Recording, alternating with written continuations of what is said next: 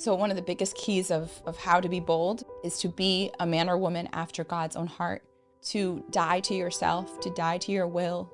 When you do that, it's not so hard to obey God over people. Paul says, I would not be a true servant of God if I was pleasing people and God. I can only please God. Like when I please God, I will displease people. That's just how it is. Like there will be people who adamantly are against what God has called me to do, what he has called me to preach. And I just have to accept that. They're gonna be angry at me, hate me, but I'm not called to please them. I'm called to only please God and only obey God. And so that's just how it is. What boldness requires is to not care what people think. It starts again with a choice. There will be feelings, of course, like, oh, what are these people gonna think? Yeah, those feelings are natural. It's not something like horrible that you're having those feelings. We're all gonna have those feelings at first.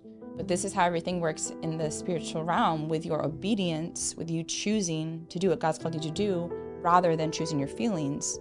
God transforms your heart. He diminishes the carnal feelings. And so as you keep obeying him, eventually those feelings like completely go away. Sometimes completely go away, where you literally feel bold. You really don't care what people think. And you're like, yeah, I know this is gonna make a lot of people offended and mad. I don't care. I just wanna please God.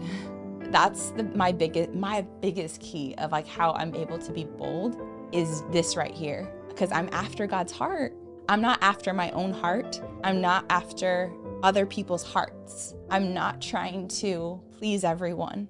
I'm not trying to get a standing ovation, applause, a thumbs up from all people. I'm only trying to get that from God. I'm only wanting that from God.